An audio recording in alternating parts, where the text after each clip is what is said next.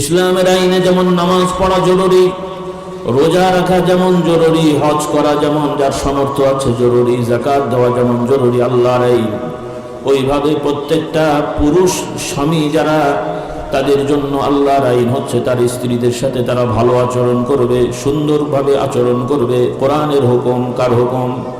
আল্লাহর হুকুম, কোরআনের হুকুম। আল্লাহ তাআলা বলেন ওয়াশিরুহুন্না বিল মা'রুফ, তোমরা হে ঈমানদার নারী পুরুষেরা তোমাদের স্ত্রীদের সাথে ভালো আচরণ করো। ইন্নাল হামদালিল্লাহ আলহামদুলিল্লাহি নাহমাদুহু ওয়া নাস্তাঈনুহু ওয়া নাস্তাগফিরুহু ওয়া নু'মিনু বিহি ওয়া নাতাওয়াক্কালু আলাইহি ওয়া নাউযু বিল্লাহি মিন শুরুরি আনফুসিনা ওয়া মিন সাইয়্যাতি আ'মালিনা। من يهده الله فلا مضل له ومن يضلله فلا هادي له وأشهد أن لا إله إلا الله وحده لا شريك له وأشهد أن محمدا عبده ورسوله صلى الله عليه وعلى آله وأصحابه وبارك وسلم. أما بعد فأعوذ بالله من الشيطان الرجيم. بسم الله الرحمن الرحيم. ومن زحزح عن النار وأدخل الجنة فقد فاز وما الحياة الدنيا إلا متاع الغرور.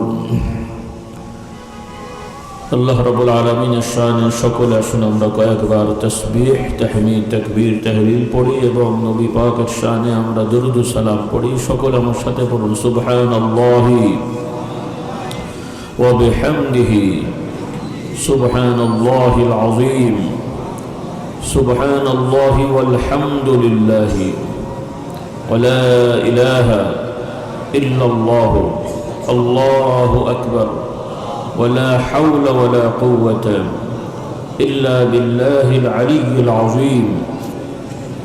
سبحان الله وبحمده عدد خلقه ورضا نفسه وزنة عرشه ومداد كلماته. سبحان الله وبحمده عدد خلقه ورضا نفسه وزنة عرشه ومداد كلماته.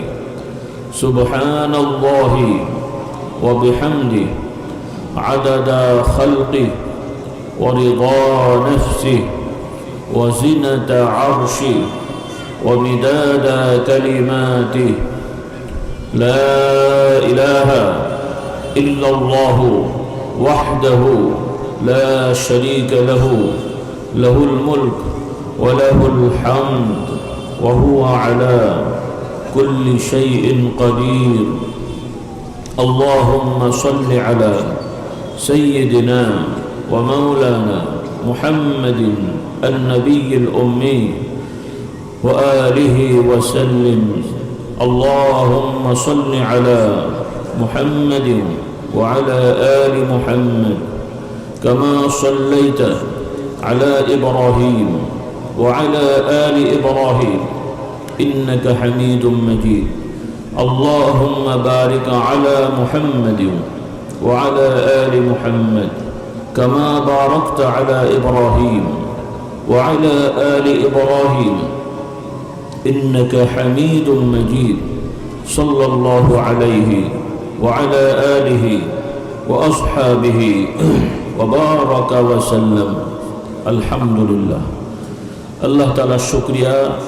আল্লাহ তাআলা আমাদেরকে আল্লাহর জিকিরের জন্য মজলিসে বসার তৌফিক দিয়েছেন, সুযোগ দিয়েছেন, বলি আলহামদুলিল্লাহ। তো আজকে ভালো লাগছে যে মজলিসে উপস্থিতির একটা বড় অংশ আমার যুবক এবং ছাত্র ভাইরা। আলহামদুলিল্লাহ। মা বোনদেরও শোনার আকাঙ্ক্ষা আছে, যদিও সেভাবে বসার ব্যবস্থা করার সুযোগ হয়নি। অনেকে আশপাশ থেকে দাঁড়িয়ে শুনছেন। তো যারা মাইকের আওয়াজ পাচ্ছেন, শুনতে পাচ্ছেন বাড়িঘর থেকে বা আশপাশ থেকে মা বোনেরা, সেখান থেকেই মনোযোগের সহিত কথাগুলো শুনবেন। আল্লাহ তাআলা আপনাদেরকেও কবুল করুন। তো আল্লাহ তাআলার দয়া যে আমরা বসতে পেরেছি, বলি আলহামদুলিল্লাহ। তো যুবকদের জন্য সুসংবাদ, রাসূলুল্লাহ সাল্লাল্লাহু আলাইহি ওয়াসাল্লাম জানিয়েছেন আল্লাহ তাআলা জান্নাত যুবকদেরকে দেবেন। যুবক যুবতী, নারী পুরুষ, তাদেরকে আল্লাহ তাআলা জান্নাত দেবেন। সুবহানাল্লাহ।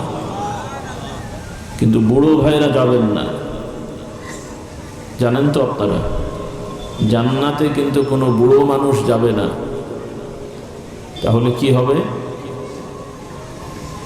যুবক বুড়ো ভাইদেরকে এখন যুবক হওয়ার চেষ্টা করতে হবে, তাই না? কিভাবে?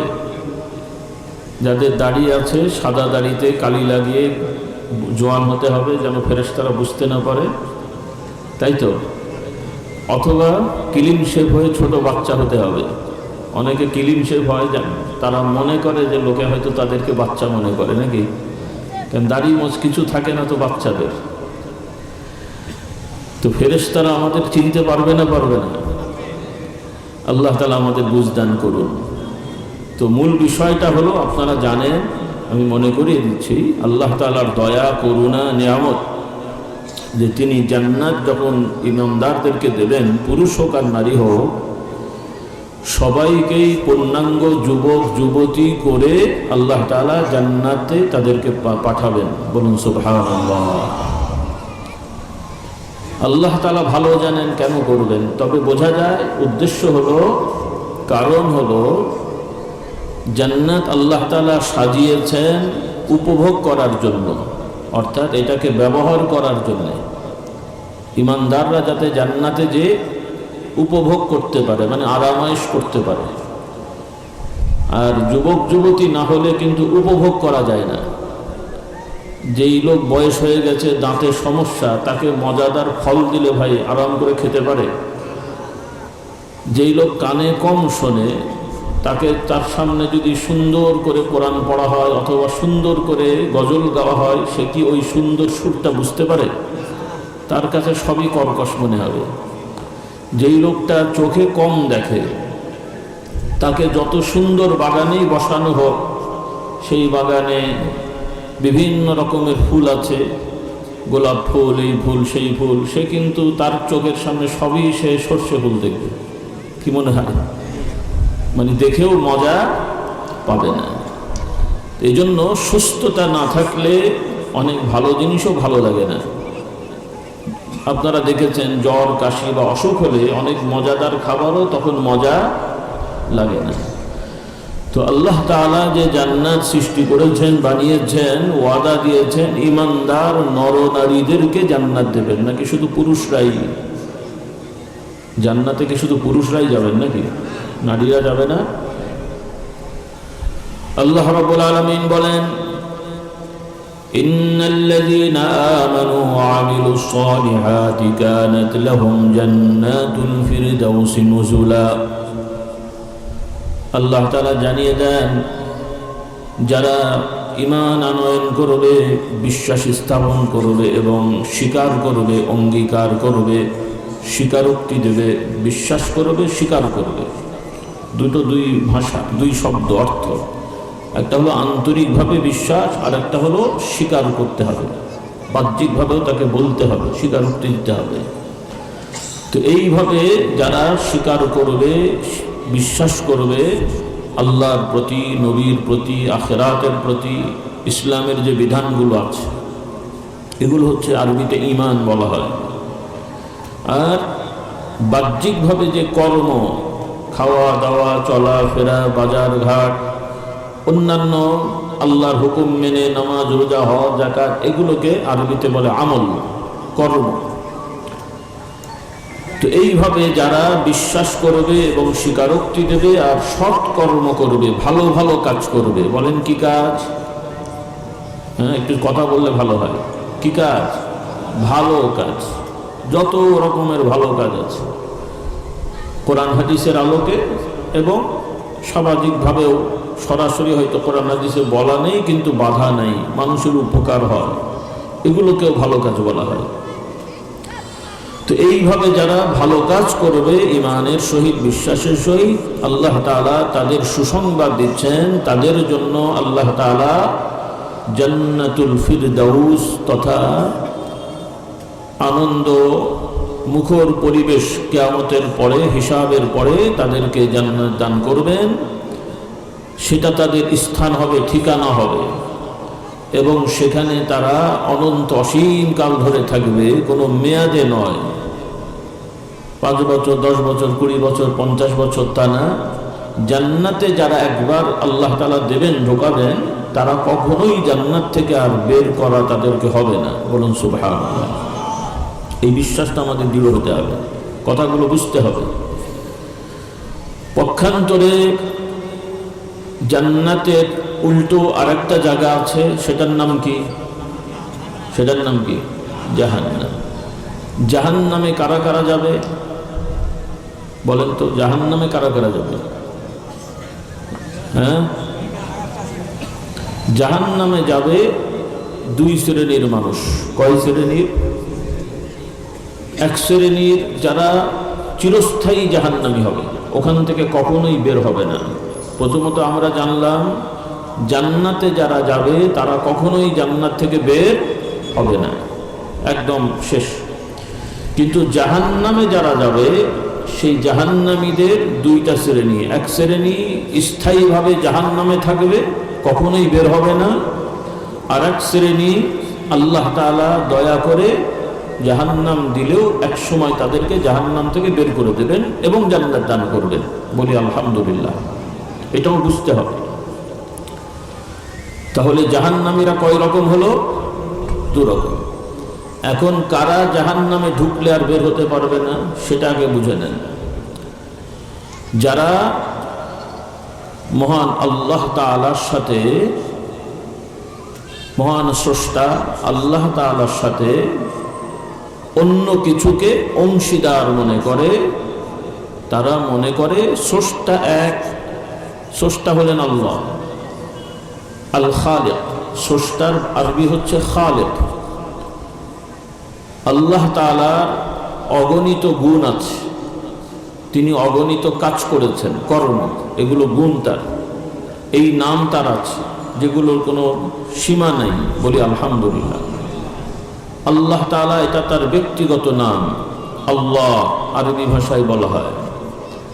আল্লাহ তাআলাই একমাত্র স্রষ্টা, একমাত্র মহান প্রতিপালক, চূড়ান্ত, এবং একমাত্র সকল কিছু দেখাশোনা পরিচালনার ক্ষমতাশীল। বলি আলহামদুলিল্লাহ। এই বুঝতে আমাদের থাকতে হবে। এখানে আল্লাহ তাআলার সাথে সহযোগিতায় অন্য কারো কোনো দরকার হয় না। দুনিয়ার একটা রেওয়াজ আছে, একটা প্রতিষ্ঠানের যে কোনো জায়গায় একজন মূল থাকলে আর একজন অনেক সময় সহযোগিতা লাগে। যেমন একটা বাসের একজন ড্রাইভার থাকে, আর একজন কি বলে, একজন চালক আর একজন সহযোগী। এটা বাংলা, তো বাংলা আপনারা কেউ বলেন না। ড্রাইভার আর একটা হলো কি, হেল্পার। সহযোগী বললে অনেক আপনারা বুঝবেন না, যদিও বাংলা ভাষা বুঝবেন না, এখন ইংরেজি বোঝেন। অনেক গ্রামের মানুষ বাংলা বোঝে না, ইংরেজি বোঝে। কি বলেন? আর এটাকেই তারা বাংলা মনে করবে, আর ইংরেজি বাংলা বললে বলবে এটা আবার কি বললো, তাই না? একটা স্কুলেরও একজন সুপারিনটেন্ডেন্ট, কি বলে, প্রিন্সিপাল থাকলে আর একজন ভাইস প্রিন্সিপাল হয় কলেজে। রাষ্ট্রেরও প্রেসিডেন্ট থাকলে কখনো কখনো কোনো দেশ প্রেসিডেন্ট থাকলে ভাইস প্রেসিডেন্ট হয়, আবার কোনো দেশে প্রধানমন্ত্রী থাকলেও উপপ্রধানমন্ত্রী থাকে। অর্থাৎ একজনের সাথে আর একজন সহযোগিতায় বা কেউ না কেউ থাকেন। তো নাউজুবিল্লাহ, আল্লাহ মাফ করুন। এই যে আল্লাহ তাআলা এই সব কিছু বানিয়েছেন, কে বানিয়েছেন? যা আমরা দেখছি, আমরা মানুষ, এছাড়া অন্যান্য পশু সহ সকল কিছু, এগুলো আল্লাহ তাআলার বানাতে কার কার সহযোগিতা লেগেছে? নবীদের সহযোগিতা লেগেছে, ওলিদের, হুজুর, বাবা, দরবেশ, ওনারাও তো ছিলেন না, তাদেরকেও তো বানানো হয়েছে। তাহলে এই সকল সৃষ্টি বানানোর ক্ষেত্রে আল্লাহ তাআলার কারো সহযোগিতা লাগেনি। আল্লাহ তাআলা ইচ্ছা করেছেন, চেয়েছেন, যেভাবে ইচ্ছা করেছেন, যেভাবে চেয়েছেন সেভাবেই ওই জিনিসটা হয়ে গেছে, বলেছেন হয়ে গেছে। বলুন সুবহানাল্লাহ। এই বিষয়টাই আল্লাহ তাআলা কোরআনে বলেন, ইন্নামা আমরুহু ইযা আরাদা শাইআন আন ইয়াকুলা লাহু কুন ফায়াকুন। আল্লাহ রাব্বুল আলামিনের শক্তি ক্ষমতাটা এরকম, তার ব্যাপারটা এরকম যে তিনি যদি কোনো বিষয় বানাতে চান, করতে চান, তিনি শুধু তার হুকুম দিয়ে তিনি বলবেন হও। আরবিতে বলা হয় কুন, মানে হলো বাংলায় হও। এভাবে আল্লাহ তাআলা যে জিনিসটা চেয়েছেন শুধু বলেছেন হও, যেভাবে চেয়েছেন সেভাবেই হয়ে গেছে। এই ব্যাপারে সামান্যতম কারো পরামর্শ দরকার হয়নি, সহযোগিতাও দরকার হয়নি, কারণ একমাত্র সদা সর্বদা ছিলেন কে? এই বুঝটা আমাদের থাকতে হবে, যারা আমার স্কুল কলেজের ছাত্রছাত্রী ভাইরা।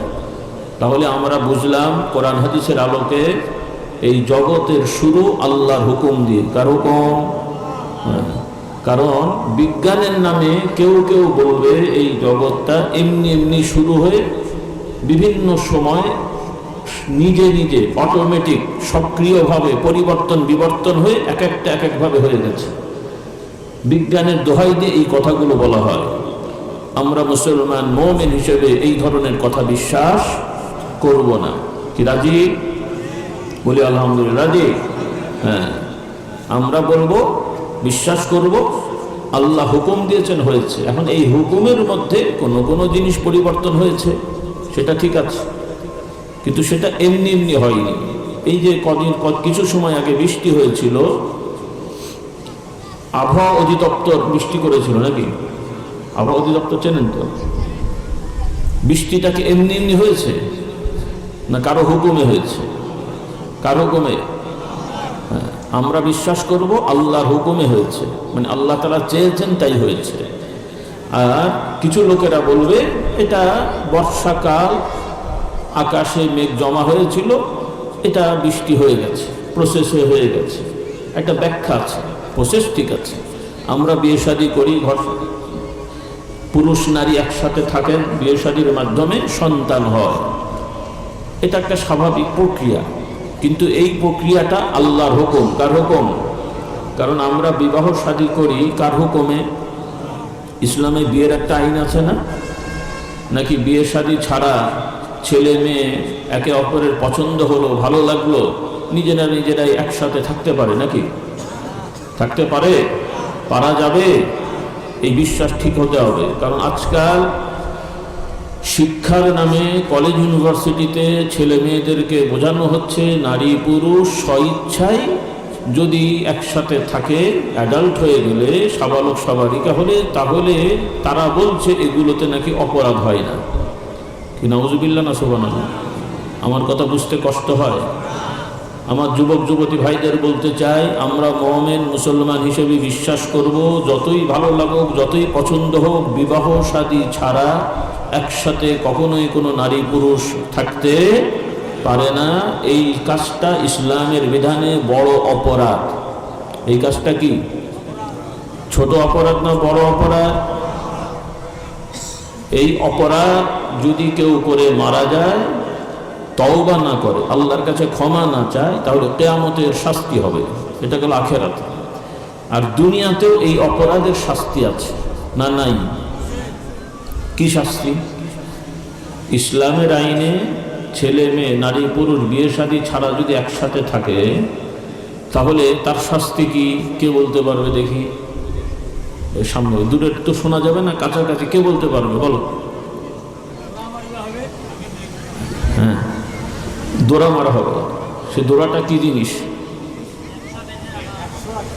100 কি? আচ্ছা, দুটো শাস্তি। কয়টা শাস্তি? ছেলে মেয়ে যদি বা দুইজনের একজন যদি বিবাহিত হয়, মানে একজন বিয়ে করেছে নারী বা পুরুষ, মানে বউ আছে বা স্বামী আছে, এই ধরনের নারী পুরুষ যদি ব্যভিচার করে, জিনা করে, তাহলে তার শাস্তি হলো মৃত্যুদণ্ড। তার শাস্তি কি? মৃত্যুদণ্ড, মানে সাক্ষী প্রমাণ সহ, আন্দাজি না।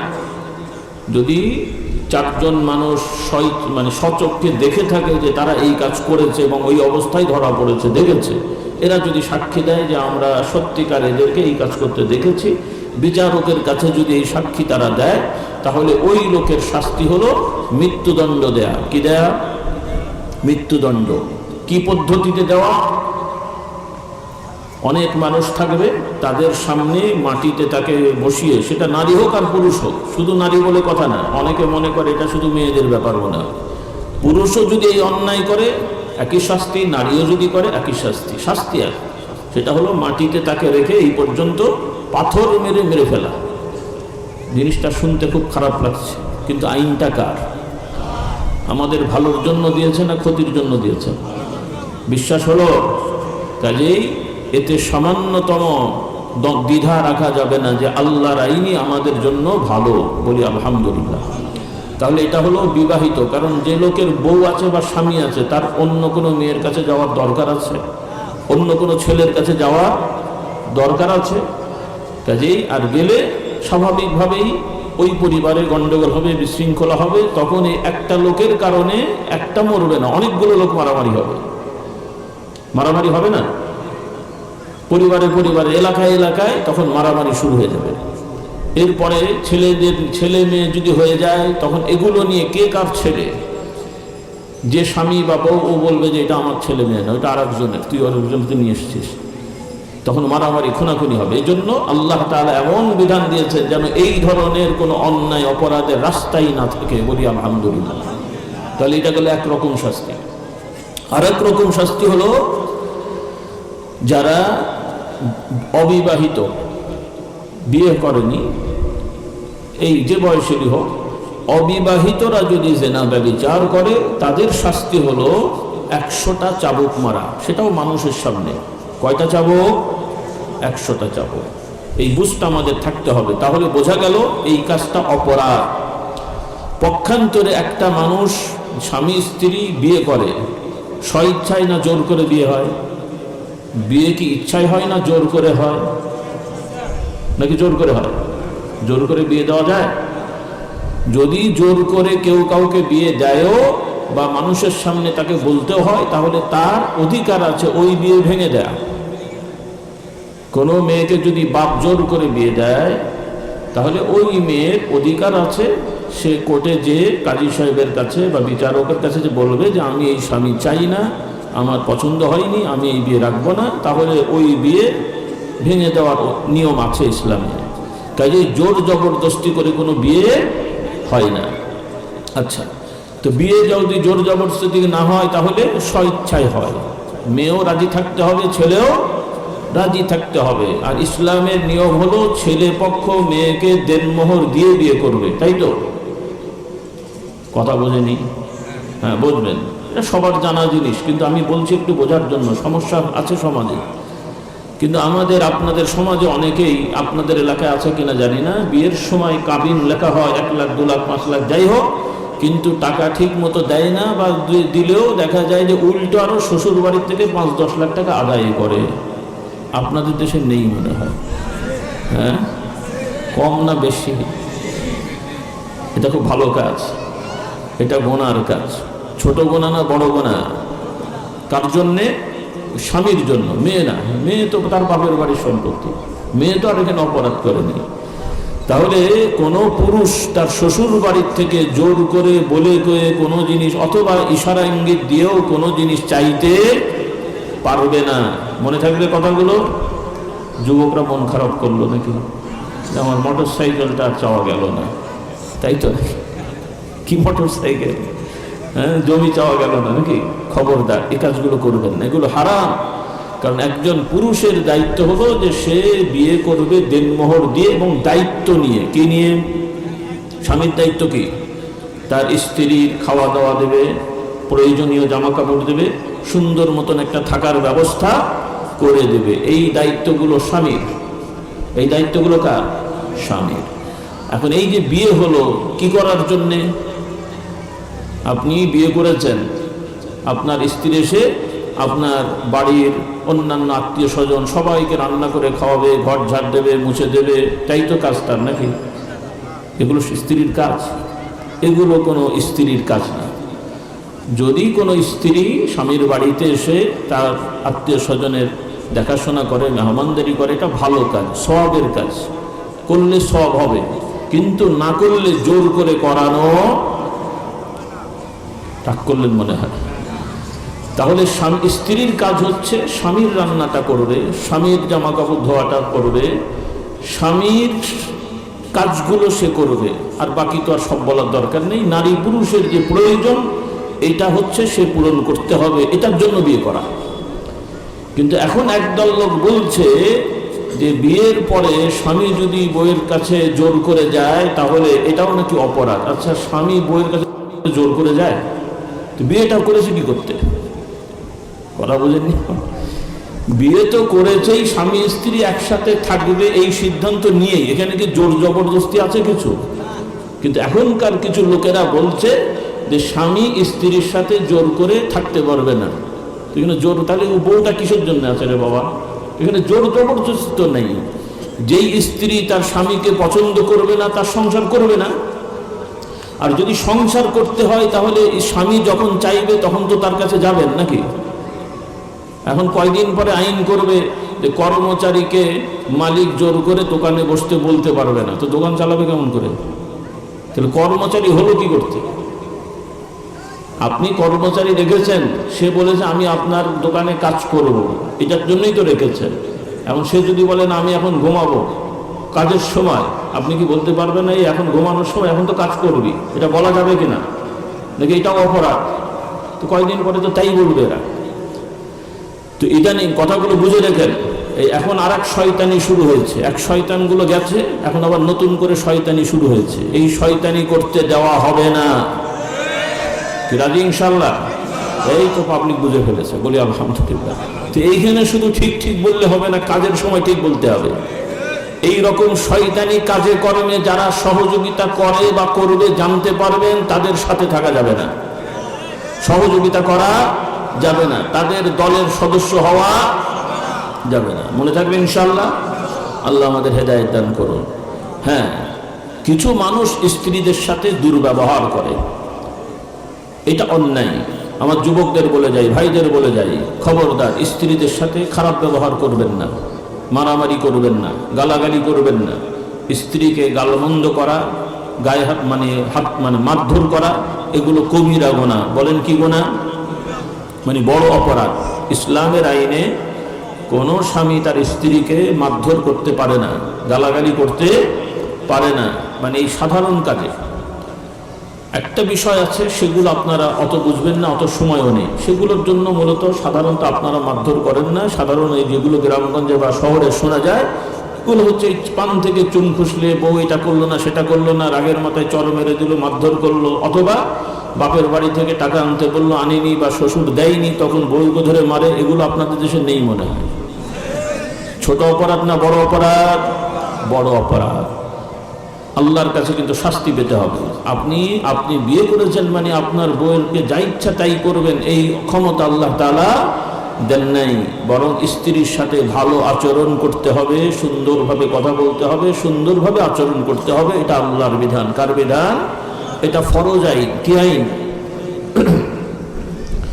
ইসলামের আইনে যেমন নামাজ পড়া জরুরি, রোজা রাখা যেমন জরুরি, হজ করা যেমন যার সামর্থ্য আছে জরুরি, যাকাত দেওয়া যেমন জরুরি আল্লাহর আইন, ওইভাবে প্রত্যেকটা পুরুষ স্বামী যারা, তাদের জন্য আল্লাহর আইন হচ্ছে তার স্ত্রীদের সাথে তারা ভালো আচরণ করবে, সুন্দরভাবে আচরণ করবে। কোরআনের হুকুম, কার হুকুম? আল্লাহর হুকুম, কোরআনের হুকুম। আল্লাহ তাআলা বলেন ওয়াশিরুহুন্না বিল মারুফ, তোমরা হে ঈমানদার নারী পুরুষেরা তোমাদের স্ত্রীদের সাথে ভালো আচরণ করো।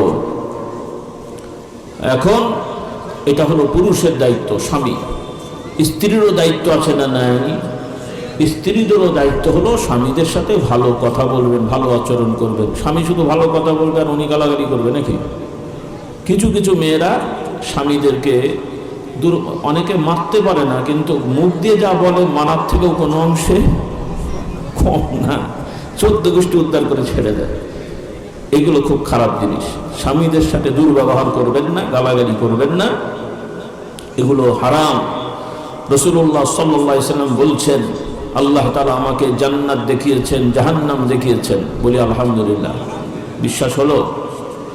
হ্যাঁ, আল্লাহর নবী সাল্লাল্লাহু আলাইহি সাল্লাম দুনিয়ায় জীবদ্দশাতে, দুনিয়ার হায়াতে আল্লাহ তাআলা তাকে জান্নাত জাহান্নাম দেখিয়েছেন।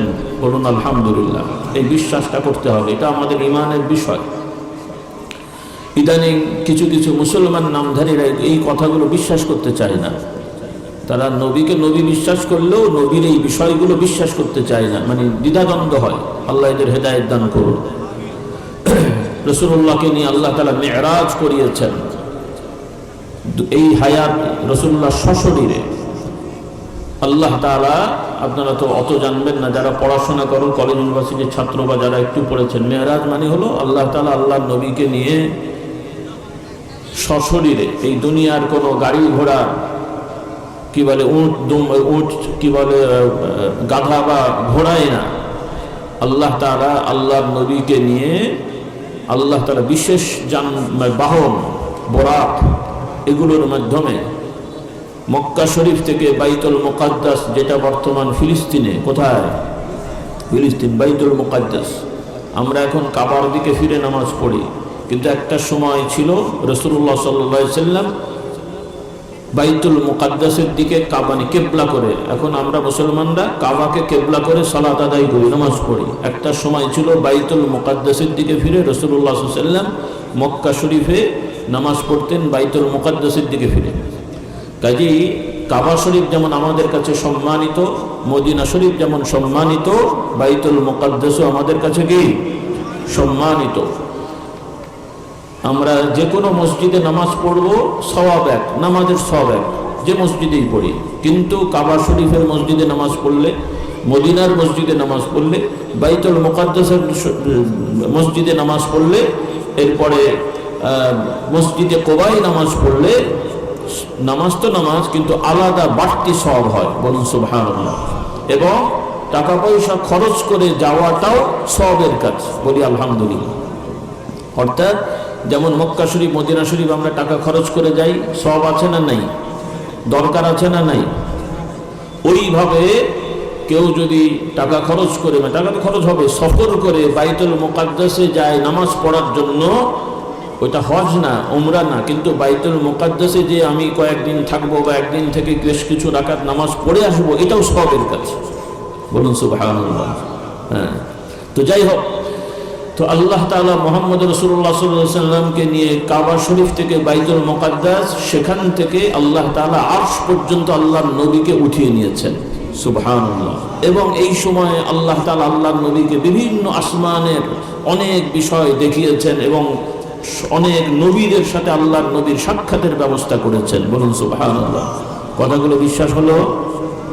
সবার হয়নি, বুড়ো ভাইদের হয়েছে। জোয়ানগুলোর কেমন কেমন লাগছে নাকি? যে তখন তো রকেট আবিষ্কার হয়নি, গেল কেমন করে, তাই মনে হচ্ছে? এইগুলো থেকেই রকেট আবিষ্কার হয়েছে। বলুন সুবহানাল্লাহ। এই কোরআনের এই ঘটনাগুলো, রাসূলুল্লাহ সাল্লাল্লাহু আলাইহি সাল্লামের জীবনের বিভিন্ন ঘটনা থেকে গবেষকরা চিন্তা করে, গবেষণা করে, তারা আস্তে আস্তে এই নতুন বিভিন্ন জিনিস যেগুলো আমরা দেখতে পাচ্ছি, এগুলো তারা আবিষ্কার করেছে। বলি আলহামদুলিল্লাহ। এই শিক্ষাটা আপনাদের বুঝতে হবে। যদিও অনেক অমুসলমানরা এগুলো করেছে, কিন্তু তারাও কিন্তু কোরআন থেকে নিয়েছে। আজকে আমাদের মুসলমানদের সন্তানরা কোরআন জানেন না। আপনাদের কোরআনের প্রতি ভালোবাসা আছে, ভক্তি আছে। এখন যদি আমরা ডাকি এটার জন্য আসুন, রাজপথে নামতে হবে, স্লোগান দিতে হবে, কোরআনের আলো ঘরে ঘরে জ্বালো, আপনারা অনেক সবাই চলে যাবেন, যুবকরাও চলে যাবে, স্কুল কলেজের ছেলে মেয়েরাও যাবে। তো কোরআনের আলো ঘরে ঘরে জ্বালো, রাস্তায় স্লোগান দেবেন। এখন আমরা যদি বলি এই যে রাস্তার ভাইয়েরা আপনারা সবাই কোরআনের আলো জ্বালাবেন বলেছেন, দেখি আপনাদের ইন্টারভিউ নিয়ে আসেন, কে কে সূরা ভালো পারেন, কোরআন শরীফ পড়তে পারেন, বলেন তো বেশিরভাগ লোক পারবে কি পারবে না?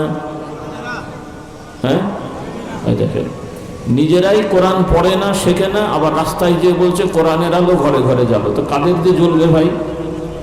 কথা বলেন কাদের দিয়ে জ্বলবে? আপনি বললেন কোরআনের আলো ঘরে ঘরে জ্বালো, আপনি নিজেই কোরআন পড়েন না, পড়তে শেখেন না, ছেলেকেও শেখান না, তাহলে কেমন করে জ্বলবে? তো আপনার এই কথাটা সত্যি হলো না মিথ্যে হলো? তো মিথ্যে কথা বলা যাবে? তাহলে আমরা যেমন রাজপথে বলবো কোরআনের আলো ঘরে ঘরে জ্বালো, আমি বলছি ভাই শুধু ঘরে ঘরে বললে কথাটা ঠিক হলো না, মানে সুন্দর হলো না। এখন স্লোগান শেখেন কোরআনের আলো ঘরে বাইরে জ্বালো। কোথায়? শুধু ঘরে আলো থাকলে হবে, বাইরে থাকতে হবে না? কি বলে, লাইট কি শুধু ঘরে লাগবে না বাইরেও লাগবে? ঘরে নেই আলো করলেন, বাইরে লাইট না থাকলে তো অন্ধকারে হোঁচট খেয়ে আচার খাবেন, তো কি করলেন? কি বলেন? তাহলে কোরআনের আলো যেমন ঘরেও লাগবে বাইরেও লাগবে, মানে সব জায়গায় লাগবে। সোজা কথা, সর্বত্র। কই বলেন না, এটা নতুন স্লোগান শেখেন, কোরআনের আলো সর্বত্র জ্বালো। কি বলেন? কোনো জায়গা বাদ থাকবে না। কি কথা বোঝা গেছে? আল্লাহ তাআলা আমাদের বোঝার তৌফিক দেন, বলুন আল্লাহুম্মা আমিন। তো এই জন্যে কাফের অমুসলমান যারা গবেষক, সায়েন্টিস্ট, বিজ্ঞানী, এরা কিন্তু কোরআন পড়ে, এরা কোরআন পড়ে, শেখে। আমি নিজেই একজনের কাছে ইংরেজি শিখতাম যখন আরব দেশে পড়ছিলাম। আমরা তো আরবে কিছুদিন, সৌদি আরবে পড়েছিলাম কিছুদিন, আল্লাহ নিয়ে গেছিলেন। তো সেখানে আরবি ভাষার জন্য, আমরা আরবি কোরআন হাদিসের জন্য গেছি, তবে পাশাপাশি ইংরেজি ভাষা শেখার জন্য একটা কোর্স করেছিলাম ব্রিটিশ কাউন্সিলের, মানে ইংল্যান্ডের কোর্স আর কি। তো যারা আমাদের পড়াতো তারা সবাই খ্রিস্টান, ইংরেজ, ব্রিটিশ, এরা পড়াতো। তো এরা ব্রিটিশ, ইংরেজ, অমুসলিম, খ্রিস্টান, তাদের কাছে আমরা ভাষা শিখতাম, অন্য কিছু না, আরবি ইংরেজি ভাষা শিখতাম। তো এই আমাদেরকে যারা ভাষা শেখাতো, আমাদের টিচার, তাদের মধ্যে একজন ছিল যে আরবি ভাষায় এমএ পাস। কোন ভাষায়? কোন ধর্মের? খ্রিস্টান ধর্মের লোক, আরবি ভাষায় এমএ পাস। এবার বোঝেন কি অবস্থা? হ্যাঁ, তাহলে কেন সে আরবি ভাষা শিখেছে? তারা এই আরবি ভাষা শিখে ইসলামে কি কি আছে এগুলো জানার জন্য, আর খ্রিস্টানদের দাওয়াত আরবি ভাষায় প্রচার করার জন্য তারা শিখেছে। বলুন নাউজুবিল্লাহ। তাহলে অমুসলিমরাও আরবি ভাষা শেখে তাদের কাজের জন্য, এবং গবেষকরাও কোরআন হাদিস গবেষণা করে, কারণ তারা মুসলমান না হলেও তারা বোঝে, জানে যে কোরআন হাদিসে অনেক বাস্তব এবং বিজ্ঞানের অনেক বিষয় কোরআন হাদিসে আছে। এই বুঝটা তাদের আছে, কারণ কোরআন হাদিসে কখনো কোনো অবান্তর কল্প কাহিনী নাই, মানে অবাস্তব কিছু কোরআন হাদিসে নাই। কোরআন হাদিসে যা আছে সবই বাস্তব। বলুন সুবহানাল্লাহ। কথাগুলো খেয়াল করবেন। কোনো অন্যান্য ধর্মে অনেক কথা আছে, শুনবেন, শুনে দেখবেন যে ওর মাথা মুন্ডে কিছুই বুঝবেন না। যে ধর্মে হোক অনেক কিছু আছে, অনেক অন্য ধর্মে অনেক বাস্তব জিনিস আছে, কিন্তু অনেক জিনিস আছে যেটা অবাস্তব, কল্পনা, যার সাথে বাস্তবতার কোনো মিল নাই। কিন্তু কোরআন হাদিসে, এই যে আমি তো আলহামদুলিল্লাহ প্রায় বছরই আপনাদের এখানে আসতে হয়, গতবার এসেছিলাম তাই না, তার আগেও এসেছি, আল্লাহ যদি আনেন আবার আসা হবে কি হবে না। তো এখানে হোক বা আমি যেখানেই যাই, যদি সুযোগ হয় আপনারা এই বোধায় যাবেন, এরপরে মিশনে যাবেন, সালন্দার মিশনে ওয়াজ মাহফিলে। তো সময় দিলাম আমার সেই ভাইদেরকে, ছাত্র ভাই বোনেদের, যে 1-2 বছরে আপনারা বের করেন খুঁজে খুঁজে যে কোরআনের এই কথাটা বা নবীর হাদিসের এই কথাটা বাস্তবের সাথে মিল নাই, দেখেন খুঁজে পান কিনা। ইনশাল্লাহ পাওয়া যাবে না। আর যদি আপনার কাছে পেয়েও থাকেন, নিয়ে আসবেন, হয়তো আপনি না বুঝে বলবেন, দেখবেন বুঝিয়ে দিলে বুঝে যাবেন। বলি আলহামদুলিল্লাহ। কারণ ইসলামে কোরআন হাদিসে কোনো অবান্তর অবাস্তব জিনিস নাই। বলি আলহামদুলিল্লাহ। তো ভাইরা, যে কথাটা আমি বলতে চাচ্ছিলাম, যে আল্লাহ রাব্বুল আলামিন আল্লাহর নবীকে নিয়ে মেরাজ করিয়ে আমাদের জন্য অনেক শিক্ষা দিয়েছেন। বলি আলহামদুলিল্লাহ। তো রাসূলুল্লাহ সাল্লাল্লাহু আলাইহি সাল্লাম মেরাজ করলেন। মেরাজ হলো তার, তিনি এসে সাহাবাদেরকে শিক্ষা দিলেন, জানালেন। আল্লাহর নবী মেরাজ থেকে এসে শিক্ষা দিলেন। তিনি বললেন যে আল্লাহ তাআলা আমাকে জান্নাত দেখিয়েছেন, জাহান্নাম দেখিয়েছেন। আল্লাহ তাআলা আল্লাহর নবীর মেরাজ কয়েকভাবে হয়েছে। একটা হলো সশরীরে, আরেকটা হলো বিভিন্ন সময় আল্লাহ তাআলা আল্লাহর নবীকে স্বপ্নেও জান্নাত জাহান্নাম দেখিয়েছেন। বলুন সুবহানাল্লাহ। নবীদের স্বপ্ন কিন্তু সত্য। নবীদের স্বপ্ন সাধারণ মানুষ বা অন্যদের স্বপ্ন এক না। নবীদের স্বপ্নগুলো সত্য, বাস্তব, এতে কোনো সন্দেহ নেই। এটাও বুঝতে হবে। এই যে আমরা ইসলাম পেয়েছি, আল্লাহর নবীর প্রতি ওহী এসেছে, কোরআন কিন্তু ওহী, কিন্তু কোরআন ছাড়াও আল্লাহর নবীর প্রতি আল্লাহ তাআলা ওহী করেছেন বিভিন্নভাবে। সেই ওহীর একটা অংশ হলো স্বপ্ন। রাসূলুল্লাহ সাল্লাল্লাহু আলাইহি সাল্লামের প্রতি প্রথম ওহী শুরু হয় স্বপ্নের দ্বারা। কি দ্বারা? এটাও শিখে নেন, আমি কিন্তু পরে পরীক্ষা নেব, পারা যাবে তো ইনশাআল্লাহ। হ্যাঁ, আমাদের শিক্ষা হবে রাসূলুল্লাহ সাল্লাল্লাহু আলাইহি সাল্লামের প্রতি আল্লাহর পক্ষ থেকে ওহী আসা শুরু হয় কি দিয়ে? বলেন কি দিয়ে? স্বপ্ন দিয়ে। তারপরে কোরআন নাজিল শুরু হয়। আর কোরআন নাজিলও বিভিন্ন ক্ষেত্রে বিভিন্ন আয়াত আল্লাহ তাআলা নাজিল করেছেন। কথা অনেক হয়ে যাবে, আমি আর সেদিকে যাচ্ছি না। তো যে কথাটা বলার আজকে উদ্দেশ্য ছিল সেটা হলো, রাসূলুল্লাহ সাল্লাল্লাহু আলাইহি ওয়াসাল্লাম বলেন, আল্লাহ তাআলা আমাকে জান্নাত দেখালেন, জাহান্নাম দেখালেন। আমি জাহান্নাম দেখলাম এবং জাহান্নামে অনেক মানুষ, নারী পুরুষ সব আছে, তবে পুরুষের তুলনায় নারীদের সংখ্যা বেশি। কাদের সংখ্যা বেশি? কি আপনারা তো খুশি কেন? পুরুষ নাই? তাহলে আবার কি? পুরুষও আছে, নারীও আছে, কিন্তু পার্সেন্টেজে নারীর সংখ্যা বেশি। আচ্ছা, কেন বেশি দেখি, কে কে বলতে পারবে? পুরুষরা করে না? হ্যাঁ, আমার এক ভাই বলছে নারীরা বেশি গীবত করে। গীবত তো নারী পুরুষ সবাই করে। হ্যাঁ, বিভিন্ন কারণে মানুষ জাহান্নামী হবে, তবে বিশেষভাবে যেই কারণে নারীদের সংখ্যাটা বেশি জাহান্নামে, রাসূলুল্লাহ সাল্লাল্লাহু আলাইহি ওয়াসাল্লাম বললেন, মানে নারীরাই জিজ্ঞেস করেছে। রাসূলুল্লাহ যখন এই কথা বললেন সাল্লাল্লাহু আলাইহি ওয়াসাল্লাম, উপস্থিত কিছু মহিলা ছিলেন, স্বাভাবিক তাদের একটু মন খারাপ হয়েছে, আবার জানতে ইচ্ছা হয়েছে, এই কারণে যাতে তারা জাহান্নামী না হয়। বলুন সুবহানাল্লাহ, সতর্ক হওয়ার জন্য। আল্লাহর নবীর উপস্থিত মজলিসের উপস্থিত নারীরা কয়েকজন বললেন, ইয়া রাসূলুল্লাহ, মহিলাদের, মেয়েদের জাহান্নামে সংখ্যা বেশি হওয়ার কারণ কি? রাসূলুল্লাহ সাল্লাল্লাহু আলাইহি ওয়াসাল্লাম বললেন, তোমাদের নারীদের মধ্যে জাহান্নামে যাওয়ার সংখ্যা এই কারণে বেড়ে গেছে যে তোমাদের নারীদের মধ্যে অনেকেই তাদের স্বামীদের অকৃতজ্ঞতা করো, কৃতজ্ঞতা করো না, কৃতজ্ঞ হও না, তথা কারো কারো স্বামী তোমাদের সবার হক ঠিক মতো আদায় করলেও, কোনো স্বামী স্ত্রীর সব হক আদায় করলেও ওই স্ত্রী তার স্বামীকে দোষারোপ করে, বলে কিছুই দেয় না। আপনাদের সমাজে নেই? হ্যাঁ, হ্যাঁ, যদি স্বামী না দেয় সেটা বলতে পারবেন, যেটা সত্য সেটা বলতে পারবেন, দোষ নেই। কিন্তু যে স্বামী আপনার খাওয়া দিল, জামা দিল, কাপড় দিল, ভালো ব্যবহার করলো, সব করলো, কিন্তু কিছু জিনিস আপনার মনোভূত না হলেই বলে দিলেন আমার স্বামী কিছুই দেয় না, বা তোমার কাছে বাড়ি, তোমার বাড়িতে এসে আমার কপালটাই ধ্বংস হয়ে গেছে, জীবনটাই শেষ, নানান কথা বলে না, এগুলো বলবেন না। যদি স্বামী অন্যায় করে আপনারা পারিবারিকভাবে বিচার সালিশ করেন, একান্ত ঘর সংসার করতে না পারলে আলাদা হয়ে যান, মানে তালাক হয়ে যান। কিন্তু তালাকও নেবেন না, একসাথে থেকে গালাগালি করবেন, একে অপরকে নেমোখারামি করবেন, দায়িত্ব পালন করবেন না। আবার আল্লাহ না করুক আইন হয়ে গেলে দেখা যাবে যে স্বামীর বিরুদ্ধে উল্টো মামলা করে ফেলছে যে ও আমার কাছে থাকতে এসছে, তো স্বামী বইয়ের কাছে যাবে না তো কার কাছে যাবে? কি বিশ করলে বাবা, হ্যাঁ, আল্লাহ হেদায়েত দান করুন। তো এই যে কাণ্ডগুলো, এই জন্য মহিলাদেরকে বলতে চাই, এক হাতে বাংলায় কথা আছে, এক হাতে দুই পক্ষকে ঠিক হতে হবে। স্বামীকেও তার স্ত্রীর অধিকার দিতে হবে, স্ত্রীকেও তার স্বামীর অধিকার দিতে হবে। স্বামী স্ত্রী উভয়ের অধিকার দিলে ওই পরিবারটাই দুনিয়ার একটা জান্নাত হয়ে যাবে। হ্যাঁ, দুনিয়ার একটা জান্নাত হয়ে যাবে, বলি আলহামদুলিল্লাহ।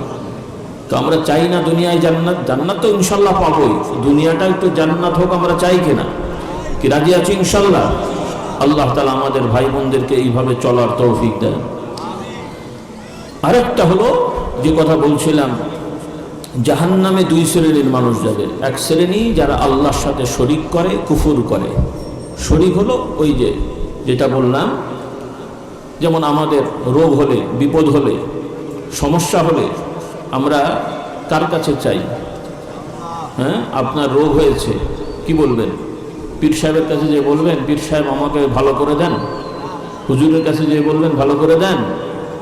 বা আপনি নাউজুবিল্লাহ কেউ কি বলবেন, হে আল্লাহর নবী আপনি আমাকে রোগ ভালো করে দেন? এ কথা কেউ বলে? আশা করি আমরা কেউ বলি না। এরকম বলে না, কিন্তু আমাদের বাংলাদেশে নাই এইরকম। পৃথিবীর কোথাও কোথাও কিছু কিছু মুসলমান আছে, তারা যে কি বলে আল্লাহ পাক জানে, তারাই জানে, কিন্তু কথাগুলো বলে মানে কি তারাই বোঝে। তারা কোনো এমনি দোয়ার সময় বলে, হে নবী আমাদেরকে সাহায্য করেন, হে নবী আমাদেরকে সাহায্য করেন, মাদাদ মাদাদ, এভাবে বলে। এর মাথা মুন্ড আমি বুঝি না, কেন বলে তারা? আমরা সাহায্য চাইবো কার কাছে? নবীর কাছে সাহাবারা শিখেছেন, নবী শিক্ষা দিয়েছেন। আল্লাহর ওলিরা মানুষদেরকে শিক্ষা দেন, তাদের থেকে শিখে আমরা আল্লাহর কাছে চাইব, নাকি হুজুরের কাছে চাইব? হ্যাঁ, যদিও কিছু মানুষ আপনাদের এলাকাতেও আছে, সংখ্যা কম, তারা কিছু কিছু পীর নামধারী ভণ্ডদের কাছে যায়। তারা মনে করে ওই ভণ্ড বাবা তার রোগ ভালো করে দেয়, সন্তান দেয়, বিপদ মুক্ত করে, এইরকম ধারণা কারো কারো আছে না? আপনাদের দেশে নেই মনে হয়। হ্যাঁ, আমার অনুরোধ, আল্লাহওয়ালা ভালো মানুষ যারা সত্যিকার পীর, কিছু আছে নকল পীর, ভণ্ড পীর। নকল পীর, ভণ্ড পীর কি পীর? জাল টাকা, নকল টাকা কি টাকা? একটা টাকা যদি আপনাকে দেয়, এক বান্ডিল 1000 টাকার বান্ডিল আপনাকে দিয়ে যদি বলে যে ভাই এই টাকাটা নকল টাকা, আপনি নেবেন তো নাকি? অথবা আপনিকে এক বান্ডিল দেওয়া হয়েছে, নিলেন, কিন্তু পরে বুঝতে পারলেন যে এটা নকল টাকা, রাখবেন তো নাকি? কেন? নকল হলেও টাকা তো নাকি? কেউ যদি বলে নকল হলেও টাকা, বলো এটা রাখলে আরো বিপদ আছে, কারণ সরকার পুলিশ যদি জানতে পারে নকল টাকা রেখেছেন, আপনি কোত্থেকে পেয়েছেন সে পরে, আগে আপনাকে ধরবে এই টাকা রাখার জন্য। কাজে নকল টাকা রাখাটাও অপরাধ, প্রচলিত আইনে অপরাধ, কিন্তু নকল করা হয়। কেন হয়?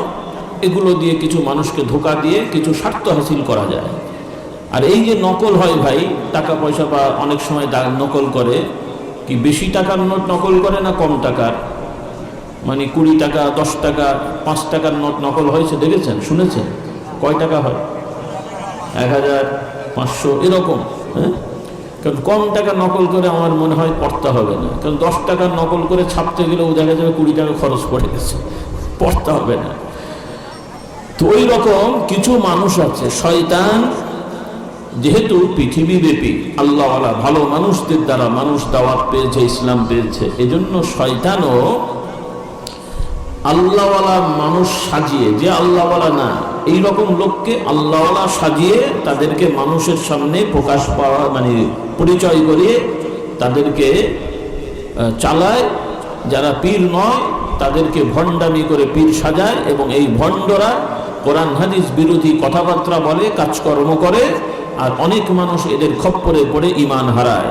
সেজন্য আপনাদের কাছে আহ্বান থাকবে, যে সমস্ত লোকেরা পীর মুরিদের নামে, পীরের নামে তারা মানুষকে শেখায় পীর বাবা সব করে দিতে পারে, পীরের হাতে মুরিদ হলে বা তার দামান ধরলে তুমি নাজাত পেয়ে যাবে, তোমার কিছু করা লাগবে না, বাবা পার করে দেবে, এই ধরনের কথাবার্তা যারা বলবে বুঝতে হবে এরা পীর নয়, এরা ভণ্ড পীর, এরা নকল পীর, এরা শয়তানের খলিফা। কার খলিফা? হ্যাঁ, এই বুঝটা আমাদের থাকতে হবে। তাহলে আমরা রোগ ব্যাধি হলে আমরা এই যে আমাদের থেকে আপনি শিখলেন, হুজুরের থেকে শিখলেন, আমার ভাই বোনেরা আল্লাহর কাছে চাইব। নিয়ম কি? নামাজ পড়ে, রোজা করে, দান সদকা করে। কি করে? বলেন বলেন। দান করবেন, মসজিদে দান করবেন, মাদ্রাসায় দান করবেন, গরিব অসহায় আপনাদের এলাকার বাড়ির মানে আত্মীয় স্বজন পরিবারের যার মধ্যে যারা গরিব, আপনার নিজের ভাই, চাচাতো ভাই, মামাতো ভাই, চাচাতো বোন, মামাতো বোন, বা এই ধরনের পরিবারের সদস্যদের মধ্যে যারা গরিব অসহায়, এদেরকে আপনি টাকা পয়সা দিয়ে, চাল ডাল দিয়ে, অনুদান দিয়ে সহযোগিতা করবেন, এবং নিয়ত করে দিয়ে আল্লাহর কাছে চাইবেন, আল্লাহ আমি কিছু দান করলাম, সহযোগিতা করলাম, এর ওসিলায় আমার এই রোগ বা এই বিপদ, এই সমস্যা আপনি আসান করে দেন। বলুন আল্লাহুম্মা আমিন। কিন্তু কিছু মানুষ আছে তাদের দানগুলো ঠিক হয় না। মসজিদে হয়তো কিছু দিল, মাদ্রাসায় হয়তো কিছু দিল, কিন্তু নিজের আত্মীয় স্বজনের মধ্যে গরিব, এদের দিকে খুব একটা খেয়াল নাই। এগুলো আমাদের ভুল। মসজিদ মাদ্রাসাও যেমন আমরা দেবো, আত্মীয় স্বজনকেও আমরা দান করবো, রাজি আছি ইনশাল্লাহ। আবার কিছু কিছু লোক আছে তারা মসজিদ মাদ্রাসায় দান করে ঠিকই, কিন্তু ভেতরের খবর হলো নিজেদের ভাই বোনের জমি জায়গা আত্মসাৎ করে। আপনাদের দেশের নেই? হ্যাঁ, বেশিরভাগ ক্ষেত্রে অনেক পুরুষেরা, ছেলেরা বোনদের, নিজের বোনের মায়ের অন্য আত্মীয়র মেয়ে মহলের এরকম জমি জায়গা আত্মসাৎ করে। বাবা মা মরে গেছেন, সম্পত্তি রেখে দিয়েছেন, সেই সম্পত্তি থেকে দেখা যায় অনেকেই মিথ্যে রেকর্ড করে, জালিয়াতি করে তারা এই সম্পত্তিগুলো আত্মসাৎ করে। এগুলো কি বৈধ না হারাম? ছোট গোনা না বড় গোনা? এগুলো কিন্তু মৌখিকভাবে আস্তাগফিরুল্লাহ, সুবহানাল্লাহ, আলহামদুলিল্লাহ, নফল নামাজ, নফল রোজা বা অন্য নামাজ রোজার দ্বারা এই অপরাধগুলো আল্লাহ তাআলা স্বাভাবিকভাবে ক্ষমা করবেন না। নামাজে গোনা ক্ষমা হয়, রোজায় গোনা ক্ষমা হয়, হজে গোনা ক্ষমা হয়, এগুলো স্বাভাবিক ব্যক্তিগত গোনা অপরাধগুলো আল্লাহ তাআলা এর ওসিলায় ক্ষমা করে দেন। বলি আলহামদুলিল্লাহ। অবশ্যই নামাজ পড়তে হবে, 5 ওয়াক্ত ফরজ নামাজ, রোজা রাখতে হবে, যার প্রতি হজ ফরজ হয়েছে হজ করতে হবে, কিন্তু বান্দার হক, সৃষ্টির হক, আত্মীয় স্বজন, পাড়া প্রতিবেশী, এলাকার একসাথে ব্যবসা করছেন, অংশীদার ভিত্তিতে শেয়ারে ব্যবসা করছেন, এক ব্যবসায়ী মানে এক পার্টনার আর এক পার্টনারকে ঠকাচ্ছেন, হিসাব নিকাশ গন্ডগোল করছেন, বেশি নিয়ে ফেলছেন, এগুলো কিন্তু বড় অপরাধ। এগুলো থেকে বাঁচতে হবে। তো আল্লাহর কাছে সাহায্য চাইতে হবে দান খয়রাত করে, নামাজ আদায় করে। যত বড় সমস্যা, স্বামী স্ত্রীর সমস্যা, ব্যবসা নিয়ে সমস্যা, এলাকায় সমস্যা, আপনারা শেষ রাতে ওঠেন তাহাজ্জুদের আগে, মানে ফজরের আগে তাহাজ্জুদের সময় ওঠেন, অথবা উঠতে না পারলে ফজর তো পড়তে হবে অন্তত ঘুমানোর আগে, এশার পরে 2 রাকাত 4 রাকাত 6 রাকাত নফল নামাজ পড়ে আল্লাহর কাছে দোয়া করেন, আল্লাহ আমার এই পরিবারের সমস্যা, মহিলাদের সমস্যা, আপনার স্বামীর সমস্যা, আপনি বলেন আল্লাহ আমার স্বামী আমার প্রতি জুলুম করে, আল্লাহ তাকে হেদায়েত দাও, স্বামীকে সোজা করে দাও, আমার স্বামীকে আমার মনোভূত করে দাও। আপনি পুরুষ দোয়া করেন আল্লাহ আমার বউকে আমার মনোভূত করে দাও। এগুলো বলতে কত কোটি টাকা লাগে, অনেক সময় লাগে। এগুলো দোয়া, এই দোয়াগুলো করবেন। আরেকজনকে আপনার বইয়ের বিরুদ্ধে নালিশ করে কি সুরা হবে? ও আরো মজা পাবে, সুরা হবে।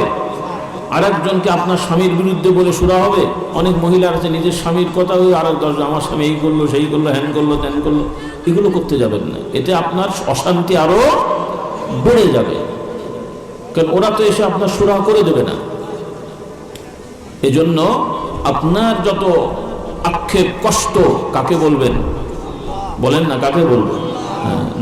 নামাজ পড়ে ওই নামাজের জায়গায় বসে বসে বলেন আল্লাহ আমার স্বামী এই করলো বা আমার স্ত্রী এই করলো, আল্লাহ ওনাকে হেদায়েত দেন। কি বলবেন?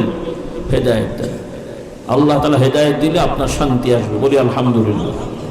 এক্ষেত্রে আল্লাহ তাআলার গুণময় নাম, এই যে ঈমান আকীদার কথাগুলো আমি বলছি, সব কথা তো আর বলে শেষ করতে পারবো না, বা সব কথা বলাও যাবে না, সময় কম, বললেও মনে থাকবে না। আপনাদের অনুরোধ থাকবে, কিছুক্ষণ পরে আমি দোয়া করবো, দোয়ার পরে আপনারা এই পাশে গাড়ি আছে, বই কিনে নিয়ে যাবেন। ঈমান আকীদা, ইসলাম, ঈমান আকীদা শেখার জন্য ইসলামী আকীদা শিক্ষা, এরপরে ওজিফা নামাজ শিক্ষা, পর্দা শিক্ষা, গুনাহ মাফের আমল, আল্লাহ তাআলার গুণময় নাম, যে নামগুলো ধরে ডাকলে আল্লাহ তাআলা খুশি হন, আল্লাহ তাআলা নাজাতের ফয়সালা করে দেন। হাদিস শরীফ এসেছে, রাসূলুল্লাহ সাল্লাল্লাহু আলাইহি ওয়াসাল্লাম বলেন আল্লাহ তাআলা 100টার মধ্যে একটা বাদে, মানে এক বাদে 100 মানে 99টা আল্লাহ তাআলার বিশেষ গুণবাচক নাম আছে।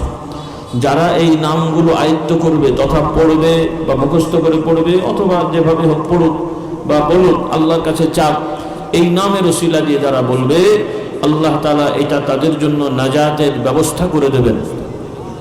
বিশ্বাস হলো কথাটা? এই বই আছে আমাদের কাছে, নিয়ে যাবেন। আজকে ইনশাল্লাহ কিছু বই কিনে নিয়ে যান।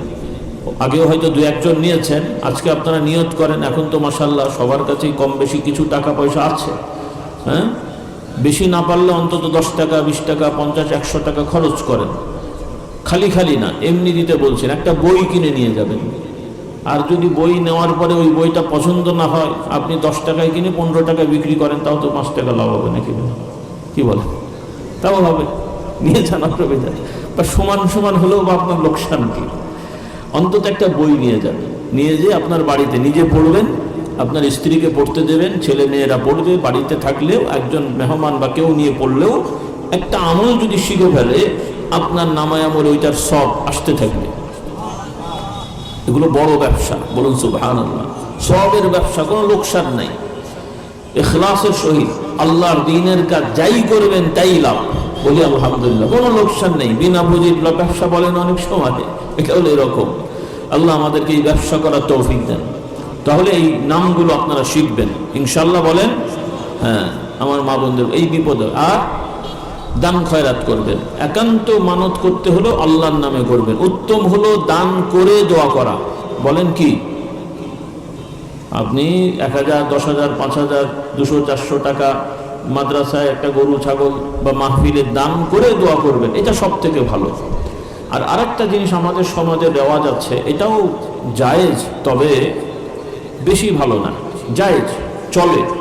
সেটা হলো কেউ কেউ আমরা মানত করি এভাবে যে আল্লাহ আমার যদি এই সমস্যা দূর হয় তাহলে আমি মাদ্রাসায় ছাগল দেবো, গরু দেবো বা টাকা দেবো, বলে না?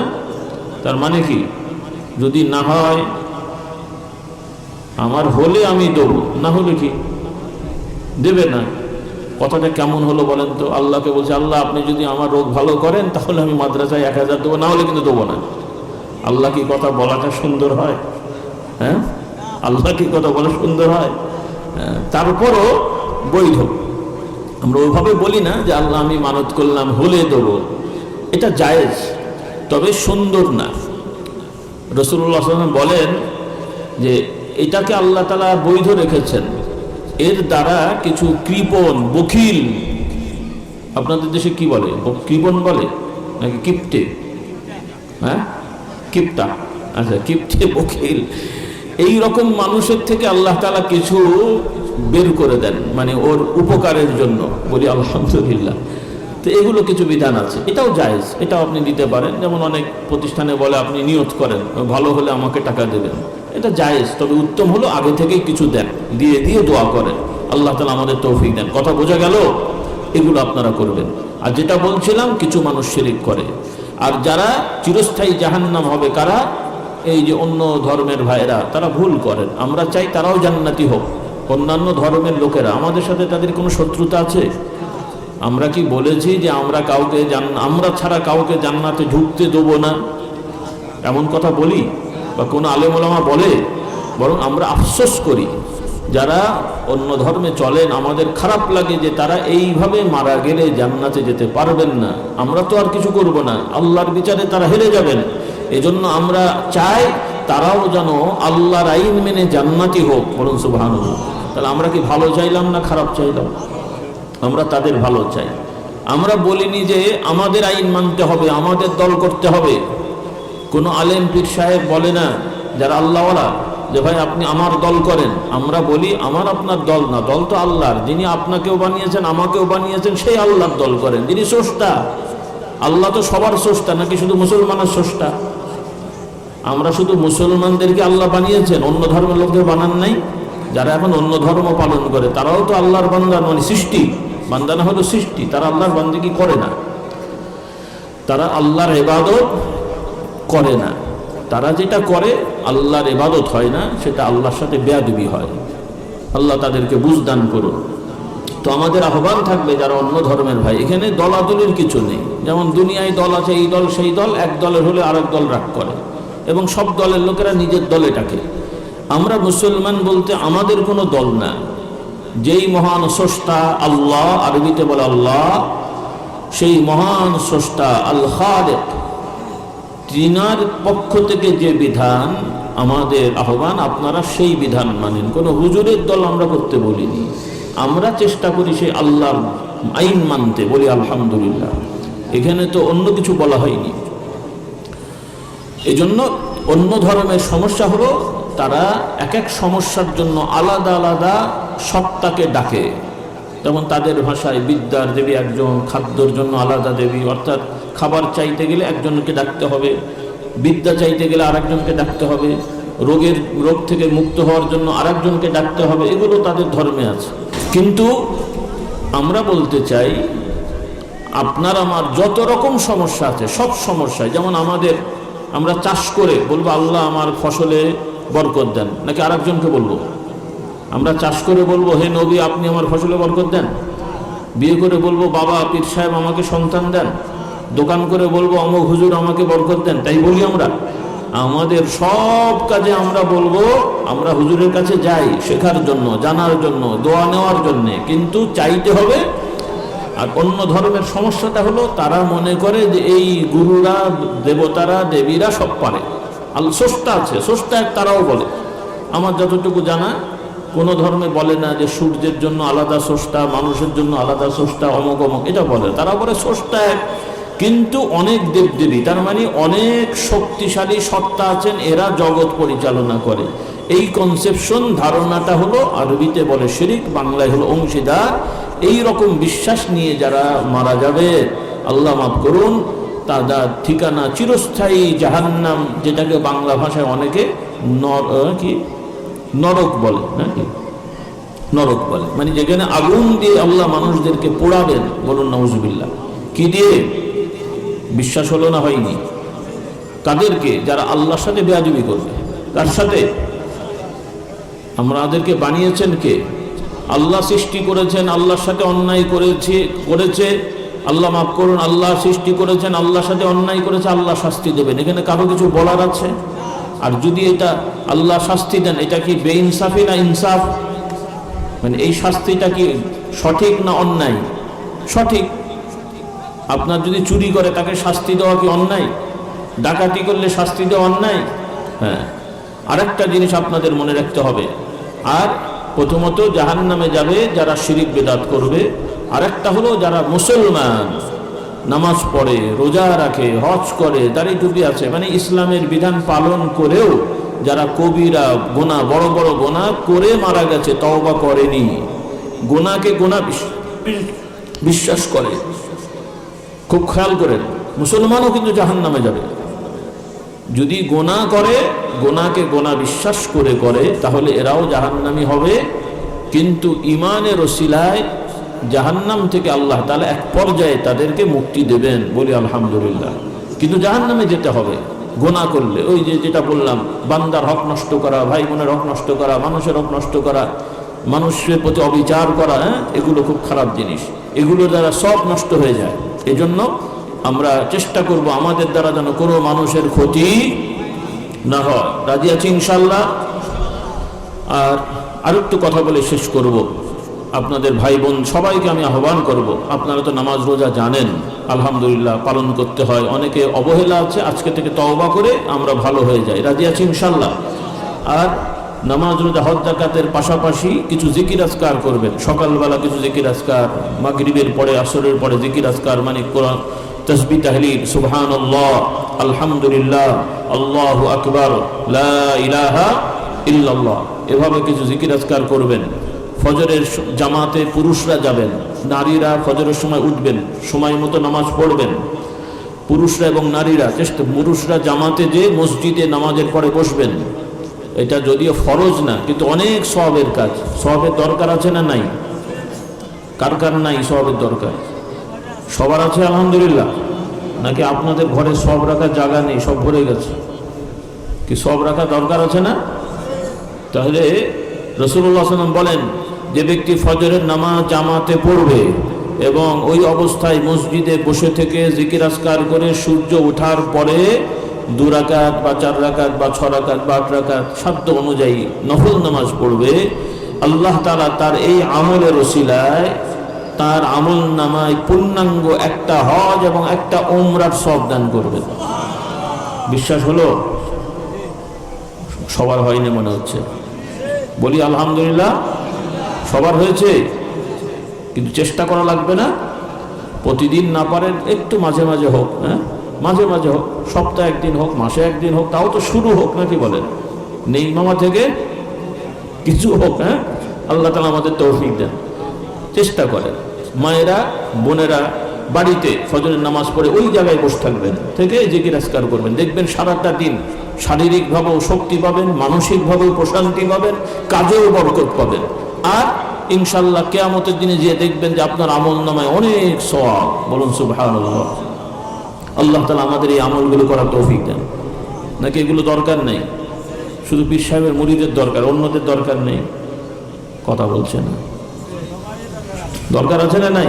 সবাই করবেন, মুরিদ হন না হন বাবা সেটা অন্য জিনিস, কিন্তু সবকেও হাতছাড়া করা যায়? এই কাজগুলো করবেন। রাজি বলি ইনশাল্লাহ।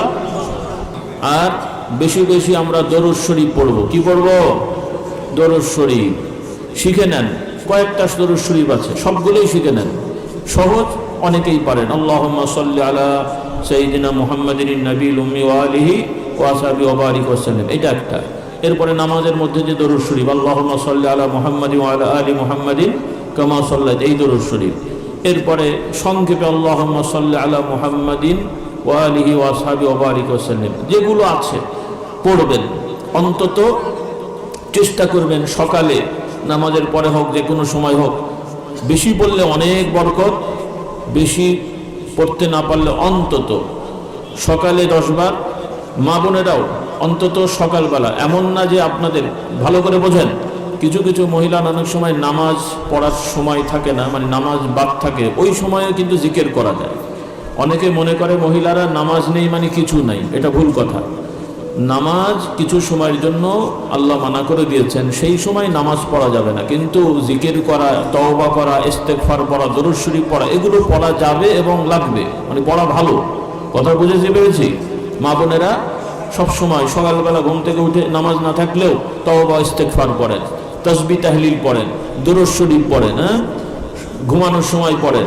রাসূলুল্লাহ সাল্লাল্লাহু আলাইহি ওয়াসাল্লাম বলেন, যে ব্যক্তি অন্তত সকালবেলা 10 বার দরুদ ও সালাম পড়বে, সন্ধ্যেবেলা 10 বার দরুদ ও সালাম পড়বে, আল্লাহ তাআলা তার জন্য আল্লাহর নবীর সুপারিশ, শাফাআতকে ওয়াজিব করে দেবেন। কার সুপারিশ? আল্লাহর নবীর সুপারিশ। আমার কথা বুঝতে পারছেন না? নবীর সুপারিশ লাগবে কিনা? সুপারিশ মানে হলো আমাদের বিশ্বাস, বিচার দিনের ফয়সালা, বিচার কে করবেন? আল্লাহ তাআলা বিচারের ফয়সালা করবেন। কে জান্নাতি কে জাহান্নামী, ফয়সালাটা কে দেবেন? আল্লাহ। কিন্তু আল্লাহ তাআলার নবী মুহাম্মদ সাল্লাল্লাহু আলাইহি ওয়াসাল্লাম সহ অন্য নবী সহ আল্লাহর কিছু প্রিয় ভালো বান্দা, যাদেরকে আল্লাহ জান্নাত দেবেন, দিয়েছেন, এই জান্নাতি মানুষগুলো আল্লাহ তাআলার কাছে অন্য মানুষ ইমানদার, যারা গুনাহ করে জাহান্নামে গেছে, ঈমান আছে, এদের জন্য আল্লাহ তাআলা তাদেরকে সুপারিশের অনুমতি দেবেন যে তোমরা কি চাও আমাকে বলো। তখন তারা আল্লাহর নবী সহ বিভিন্ন পর্যায়ে আল্লাহর প্রিয় বান্দারা তাদের সঙ্গী ভাইয়েরা ইমানদারদের ব্যাপারে আল্লাহর কাছে সুপারিশ করবেন, আল্লাহ এই লোকগুলো ইমানদার ছিল, নামাজ পড়তো, হয়তো অন্যায় অপরাধ গুনাহ করেছে, দয়া করে আল্লাহ আপনি এদেরকে মাফ করে দেন, এদেরকে জাহান্নাম থেকে মুক্তি দেন, এদেরকে জান্নাত দেন। এভাবে কিয়ামতের ময়দানেও তারা আল্লাহর দরবারে বলবেন, আর আল্লাহ তাআলা দয়া করে তাদের এই সুপারিশ কবুল করে ওই গুনাহগার জাহান্নামী ইমানদারদেরকে জান্নাত দান করবেন। কথাটা বোঝা গেছে? এই যে আপনারা একসাথে নামাজ পড়েন, এক মসজিদে একই জায়গায় অনেক লোক নামাজ পড়েন, সবাই কি একরকম? সব নামাজি একরকম? মানে কিছু নামাজি ভাই কিছু ভুল টুল করে, তো ওই ভুলের জন্য তারা জাহান্নামী হলেও যেই ইমানদার নামাজিরা আলহামদুলিল্লাহ অত ভুল অন্যায় করেনি, এরা যখন জান্নাতের ফয়সালা পাবে, তখন ওই সাথী যারা একসাথে নামাজ পড়েছে তাদের ব্যাপারে আল্লাহর কাছে বলবে, আল্লাহ এরা তো আমাদের সাথেই নামাজ পড়তো, এদের অন্যায় আপনি জাহান্নাম দিয়েছেন, দয়া করে যেহেতু আমাদের সাথে নামাজ পড়তো, আমি জান্নাতে যাচ্ছি, ও বেটা জাহান্নামে গেল, আল্লাহ ওকেও আমার সাথে জান্নাত দেন। আল্লাহ তাআলা তাদেরকে দোয়ায় এদেরকেও জান্নাত দেবেন। কথাটা বিশ্বাস হলো? আমার বানানো কথা না, সহিহ হাদিসের কথা। কি কথা? না আবার ওখানে যে বলবে ও তো আরেক দল করতো, কাজেই জাহান্নামে পাঠাও, তাই বলবেন নাকি? হ্যাঁ, এখন তো মুসলমানের এই সমস্যা, এক মসজিদে নামাজ পড়েও একজন আর একজনকে দেখতে পারে না, সালাম দেয় না ঠিক মতো। এই রোগ আপনাদের দেশে নেই মনে হয়। হ্যাঁ, খুব খারাপ। এগুলো করবেন না ভাই, সামাজিকভাবে এত দলাদলি করবেন না। অনেক দল হয়েছে, আমাদের কথায় হয়তো রাতারাতি আপনারা দল ছাড়তে পারবেন না, হয়তো বা অনেকেই। তবে আমার অনুরোধ, এই সমস্ত দলাদলি আর করেন না। আর যারা অন্তত দল ছাড়তে না পারলেও দলে থাকলেও গালাগালি মারামারি করেন না, এতটুকু তো করা যায় নাকি? সেটাও করবেন না। হ্যাঁ, যে হুজুরের মতন বলুন, দলের জন্য মেরে ধরে সাইজ করে দেবো নাকি? এগুলো খুব খারাপ জিনিস। এগুলো কেন করবেন? শান্তি পেতে হলে নিজেকে শান্তিকামী মানুষ হতে হবে। আমি আপনাদের গালাগালি দিলে, যত বড়ই হুজুর হই, আপনাদের গালাগালি দিলে আপনারা কি দোয়া করবেন? মন খারাপ হবে না? তাহলে গালাগালি দিয়ে দোয়া পাওয়া যায় না, মানুষের সাথে দুর্ব্যবহার করে সম্মান পাওয়া যায় না, আরেকজনকে পেছনে লেগে কষ্ট দিয়ে শান্তি পাওয়া যায় না। শান্তি পেতে হলে নিজেকেও শান্তিকামী মানুষ হতে হবে, সম্মান পেতে হলে আরেকজনকে সম্মান দিতে হবে, নিজে দোয়া পেতে হলে আরেকজনের জন্য দোয়া করতে হবে। এই বুঝটা আমাদের থাকতে হবে। কিন্তু কিছু মানুষ মনে করে অন্যদেরকে সাইজ করে নিজে বড় হবে, এটা ভুল কথা। যারা এগুলো করতে গেছে তারাই বিপদে পড়েছে। কি চোখে দেখা যায়নি? কি সামনে কি আর এই শিক্ষা থেকে শিক্ষা নেবো তো ইনশাল্লাহ? হ্যাঁ, সবাইকে বলছি এই পিছনে যা হয়েছে এর থেকে শিক্ষা নিতে হবে। ভবিষ্যতে সকল দলকে আমি সতর্ক করে দিই, আমরা আপনাদের দেশের বা কোনো দেশের কোনো দলাদলিতে নেই। আমরা দল একটাই করি, সেটা হলো আল্লাহর দল। কার দল? আপনাদের এই গতানুগতিক দল আমরা করি না, তবে আল্লাহর দল করি বলে আমাদের শিক্ষা হলো সমাজ পরিচালনার জন্যে ভালো মানুষকে দায়িত্ব দিতে হবে। নাকি শিয়ালের কাছে মুরগি রাখবেন? শিয়ালের কাছে মুরগি রাখলে খুব নিরাপদ না? হ্যাঁ, এতই নিরাপদে রাখবে শিয়াল যে আপনিও আর খুঁজে পাবেন না কোথায় আছে, তাই না? তো এখন শিয়াল মার্কা মানুষকে যদি আপনারা সমাজে দায়িত্ব দেন বিভিন্ন পর্যায়ে, তাহলে আপনার এই রাষ্ট্রের সম্পদ নিরাপদ থাকবে? এই জন্য এই বুঝটা থাকতে হবে আপনাদের, যে যেই দলই করেন আপনারা সমাজে ভালো ভালো মানুষদেরকে দায়িত্ব দেওয়ার চেষ্টা করবেন। কোনো খারাপ লোক এসে যদি বলে আমি এটা চাই, আপনারা তাদেরকে বয়কট করবেন, সামাজিকভাবে আপনারা বয়কট করবেন। শিক্ষিত ভাইয়েরা, গবেষকেরা, যে আমরা আমাদের এলাকায় কোনো খারাপ মানুষকে কোনো দায়িত্বে বসতে দেব না। রাজি ইনশাল্লাহ? এগুলো আপনাদেরকে শিখতে হবে। অন্ধর মতন দল বলেছে তাই পেছনে দৌড়াবেন না, আপনাদের, কারণ আপনারা এদেরকে নিয়ে বসবাস করবেন। ঢাকার লোক তো আর আপনার এখানে এসে বসবাস করবে না। তাহলে ঢাকার লোক বলে দিল আর আপনারা একটা বদমাইশ মাথায় নিয়ে ঘুরে বেড়ালেন এবং নিজেরাই বিপদে পড়লেন, তাই হলো? তো ঢাকায় যারা আছেন বলবেন যে আপনাদেরকে ভালোবাসি, ঠিক আছে, কিন্তু আমাদের এলাকার লোককে ভালো আমরা জানি, আমরা তাকে চাই। রাজি ইনশাল্লাহ? হ্যাঁ, মাথার উপরে কেউ চাপিয়ে দিতে যেন না পারে, আপনাদের মাথায় কাঁঠাল ভেঙে কেউ যেন খেতে না পারে, আপনাদের কাঁঠাল আপনারা খাবেন, ঠিক আছে? দেখ, আল্লাহ আমাদের হেদায়েত দান করুন। আর মারামারি কাটাকাটি খুনাখুনি করা যাবে না, সবাই মিলেমিশে মুমিন মুসলমান ভাই বোনেরা ইসলামী ভ্রাতৃত্বে অটল থাকবেন। অন্যান্য ধর্মের যারা আছেন তাদের সাথেও মানবিক আচরণ করবেন, যে যেই ধর্ম মানুক, কারোর সাথে দুর্ব্যবহার করা যাবে না। কারো অন্য ধর্মের ভাইদেরও কোনো কষ্ট হলে সেই কষ্টে আপনারা সহযোগিতা করবেন, তারা বিপদে পড়লে তাদের সহযোগিতা করবেন এবং তাদের সাথেও ভালো আচরণ করবেন। কোনো ধর্মবর্ণের মানুষের সাথে কোনো রকমের খারাপ ব্যবহার করা যাবে না। মানবিক আচরণ করা, ধর্ম বর্ণ নির্বিশেষে সব মানুষের সাথে, এটা ইসলামের মৌলিক শিক্ষা। কারো প্রতি অবিচার করা ইসলাম বৈধতা দেয় না। এই শিক্ষাগুলো আমাদের রাখতে হবে। রাজি আছি ইনশাল্লাহ?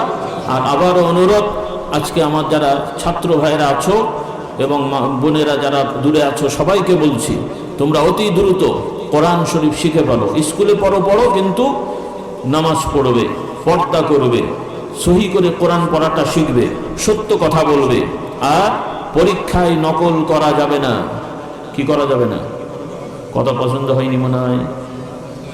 আমার অভিভাবক, ছেলে মেয়ের বাবা মা, আপনারাও ছেলে মেয়েকে বোঝাবেন, বাবারা মারা তোরা ভালো করে পড়, পরীক্ষায় নকল করতে যাবি না। শিক্ষকরা ছাত্রছাত্রীকে ভালো করে পড়াবেন, পড়িয়ে তাদের বোঝাবেন যে বাবারা তোরা নকল করবি না। না পড়িয়ে বললে কি হবে? আপনারা মাস্টাররা যদি না পড়ান তো ছেলেরা কি করবে? তখন বাধ্য হয়ে তারা নকল করে। অনেক সময় মাস্টাররাও নকল করায় যাতে করে ওরা পাশ করে বের হয়, ওই বেটা যেন বিপদে না পড়ে। হ্যাঁ, এখন সেন্টার পরীক্ষায়, পরীক্ষা হলে পাহারা দেয় শিক্ষকরা পাহারা দেয়। কি পাহারা দেয়? ওদেরকে দায়িত্ব দেওয়া হয়েছে ছাত্ররা যেন নকল টকল না করে, এই পাহারা দিতে। কিন্তু এখনকার শিক্ষকরা পাহারা দেয় ম্যাজিস্ট্রেট কখন আসছে সেইটা দেখছে, যেন ছাত্ররা আগে আগে নকল করে সেরে ফেলে। কি বলে? এইবার আমার শোনা নাই, খুব খারাপ জিনিস, এটা অন্যায়। নকল করা ইসলামের আইনও এটা অন্যায়। এটা কি বলেন? কবিরা গুনাহ। তাহলে উপায় কি? পড়াশোনা করতে হবে। ছেলে মেয়েরা পড়াশোনা করবে, যোগ্যতা অর্জন করবে, দক্ষতা অর্জন করবে, পরীক্ষা দেওয়ার সময় আল্লাহর নাম নিয়ে সূরা ফাতিহা পড়ে, দরুদ শরীফ পড়ে, এগুলো ভালো। না পড়লেও আল্লাহর প্রতি ভরসা করে বিসমিল্লাহ বলে পরীক্ষা শুরু করবে, আল্লাহ তাআলা বরকত দেবেন। বলুন আল্লাহুম্মা আমিন। নকল করা যাবে না, এটা খুব বড় অন্যায়। কারণ নকল করে পাশ করা মানেই হলো যে তারা অযোগ্য হবে, অযোগ্য লোক মানুষের কাছে যোগ্যতার সার্টিফিকেট পাবে এবং বড় বড় দায়িত্বে বসে যাবে, যেটা তার যোগ্যতা নাই সেই জায়গায় বসলে কাজটা ভালো হবে তো নাকি? যে কোনো রকম বাস চালানো শিখেছে, ভালো করে শেখেনি এমন লোক যদি ড্রাইভিং করে আপনাদেরকে নাইট কোচের বা রাতের বেলা বাস চালিয়ে নিয়ে যায়, মাশাআল্লাহ, কোথায় যাবেন? এখান থেকে বের হবেন ঢাকায় যাওয়ার জন্য, যে দেখেছেন মঙ্গল করে চলে গেছে। ঢাকায় আর যাওয়া কপালে জুটবে না, কথা তাই নয়? কাজেই রাস্তায় কি আর গাড়ি থাকবে? ওই রকম নকল করা হুজুর এসে ওয়াজ করতে যেয়ে দেখবেন, আপনারা তো আর বোঝেন না, মাঝে মাঝে আমরা বুঝি যে হুজুরের দূরত্ব কতটুকু। কোরআনের আয়াত পরে একটা, অনুবাদ করে আর একটা, আর ব্যাখ্যা বিশ্লেষণে যা বলে মাথামুন্ডু কোনো কিছু নেই, আগরম বাগরম বকে যাচ্ছে। এরকম হুজুররাও করে, তার মানে ওরাও ঠিক মতো পড়েনি, ওই নকল করে টাইটেল বার দাওরা পাস করে চলে এসছে। কথা বললেন না? এরপরে এই নকল করা লোকরা যদি সেনাবাহিনী, নৌবাহিনী, বিমান বাহিনীতে ঢোকে, ঠিক মতো তো পড়াশোনা করেনি, যোগ্যতা নেই, নকল করে বান্ডিল দিয়ে চাকরি নিয়ে ফেলেছে। আল্লাহ না করুক যুদ্ধ লাগলে শত্রুপক্ষকে মারার জন্য বলা হবে বঙ্গোপসাগরের শত্রুপক্ষের জাহাজ আছে, ওইটাতে বোম মারো। বুঝতে ভুল করে দেখা যাবে বঙ্গভবনে বোম মেরে বসে আছে। কি বুঝলে? তাই হবে, কেন ও তো মেজারমেন্টই জানে না। কেন এগুলো করতে গেলে মেজারমেন্ট লাগে, ও তো অঙ্ক ভালো করে শেখে নেই, মেজারমেন্ট করতে পারবে না। ও যে বোমটা মারা লাগবে সমুদ্রে, ও মেরে ফেলেছে ঢাকা শহরের কেন্দ্র কিন্তু সেন্টারে। বোঝেননি কথা? এরকমই হবে, আর হচ্ছেও তাই। অনেক ডাক্তার সাহেব, সে ঢাকা শহরে আমাদের এক পরিচিত লোক আর কি, সে ভুক্তভোগী। ডাক্তার দেখেছে, দাঁতের ডাক্তার, এক্সরে করেছে, রিপোর্ট হয়েছে, সব ঠিক, কিন্তু যেই দাঁতের সমস্যা ডাক্তার সাহেব ওই দাঁত না তুলে ভালো দাঁত তুলে বসে আছে। কি অবস্থা! এইরকম সব অবস্থা। এজন্য এগুলো বাস্তব ঘটনা। এজন্য বলতে চাই, এই নকল টকল করলে সমাজে ধস নামবে। এখন যে এত বিশৃঙ্খলা, এগুলো সমস্ত কারণেই। এজন্য কোনো অন্যায় পথে আমরা যাব না, সৎ পথে থাকবো, সততার সহিত চলবো, আল্লাহকে ভয় করব, দুনিয়াটা জান্নাত হয়ে যাবে। বলুন সুবহানাল্লাহ। আর আখিরাতের জান্নাত তো ইনশাআল্লাহ আছেই, বলি আলহামদুলিল্লাহ। আর এলাকার মানুষের সাথে ভালো ব্যবহার করবেন, পাড়া প্রতিবেশী ভালো ব্যবহার করবেন, রাস্তাঘাট পরিষ্কার রাখবেন, যেখানে সেখানে ময়লা ফেলবেন না। এগুলো কিন্তু গুনার কাজ, আপনারা বোঝেন না, মনে করেন যে শুধু অন্য কিছুই গুনাহ। যেখানে সেখানে ময়লা ফেলা, শুধু বিড়ি খেয়ে ফেলাও গুনাহ না। আপনি কলা খাবেন, ভালো জিনিস, কলা হালাল, কিন্তু কলা খেয়ে ছোলা রাস্তায় ফেলা হালাল না হারাম? গুনার কাজ। কারণ ওই ছোলায় কেউ যদি হোঁচট খেয়ে আছাড় খায়, আপনার জন্য দোয়া করবে তো? দোয়া করবে না? আল্লাহ যে লোকটা কলা ফেলে দিয়েছে ওকে জান্নাত দাও, তাই বলবে তো নাকি? 14 গোষ্ঠী জাহান্নামে পাঠাবে, কথা ঠিক না বেঠে? আর ও বেলায় তো কষ্ট হবে, কারো মাথা ফাটবে, কারো হাত ভাঙবে। কাজেই যেখানে সেখানে ময়লা ফেলা, দুর্গন্ধ হওয়া, পয়জন, ময়লা টালা ফেললে ওখানে জার্ম হবে, ব্যাকটেরিয়া হবে, এগুলো মানুষের মধ্যে ছড়াবে। এজন্য যেখানে সেখানে ময়লা ফেলাও গুনার কাজ। এজন্য আল্লাহর নবীর শিক্ষা, রাস্তাঘাটে যেখানে সেখানে মানুষের কষ্ট হয় এমন জিনিস সরিয়ে ফেলাটাও সওয়াবের কাজ। নিজের উদ্যোগে এলাকার, এই যে আমার যুবকরা আছো, মাঝে মাঝে তোমরা স্কুল কলেজের ছেলেরা উদ্যোগ নাও, এই সব মাসে একবার আমরা আমাদের এলাকা পরিষ্কার করব, বাজার পরিষ্কার করব। একদম 50 জন নেমে যাও, এই মাথা থেকে ও মাথা, ঝাড়ু টাড়ু নিয়ে একদম এলাকা পরিষ্কার করে ছেড়ে দাও। তবে আবার দোকান সাইজ করে দিও না, কি ঝাড়ু টাড়ু দিয়ে আবার দোকানদারে যে বলবো আমরা সারাদিন কাজ করেছি, আপনি চিপস খাওয়ান, আপনি ভয় খাওয়ান, বলে বেচারার ব্যবসা মাথায় উঠিয়ে দেবে নাকি? তাই করবে নাকি? খবরদার না। এই তো মুসলমানের অবস্থা দেখো, ফিলিস্তিনের মানুষরা জুলুমের শিকার, তাদের পক্ষে কিছু ভাইরা মাঠে ময়দানের আন্দোলন শুরু করেছে, আর পাবলিক সেই আন্দোলনের নামে যে জুতো চুরি করে বসে আছে। কি অবস্থা দেখেন! এগুলো মুসলমানের কাজ? আল্লাহ হেদায়েত দান করুন। যদিও ফালতু ছেলেরা করেছে, কিন্তু এরাও তো মুসলমানের বাচ্চা রে ভাই, এরা তো একদম ছোট বাচ্চা না। এবং ছবিতে আবার 2-1টা দেখেছে দাড়িওয়ালা টুপিওয়ালা, সত্য মিথ্যা জানি না, ছবি তো আবার এডিট করা যায়। যাই হোক, আল্লাহ হেদায়েত দান করুন। এই কি ধরনের মানুষ রে বাবা! এজন্য আসুন আমরা প্রকৃত মুসলমান হই, মানুষ হই, রাজি আছি ইনশাল্লাহ। তো যাই হোক, আজকের এই মাহফিল আয়োজন যারা করেছেন, যে যেভাবে কষ্ট করেছেন, সহযোগিতা করেছেন, আল্লাহ তাআলা সকলের জানে মালে বরকত দেন। বলুন আল্লাহুম্মা আমিন। আমার যুবকদেরকে আল্লাহ হেফাজত করেন, আমার মা বোনদেরকে আল্লাহ হেফাজত করেন, প্রত্যেকের পরিবারে আল্লাহ রহমত দেন। বলুন আল্লাহুম্মা আমিন।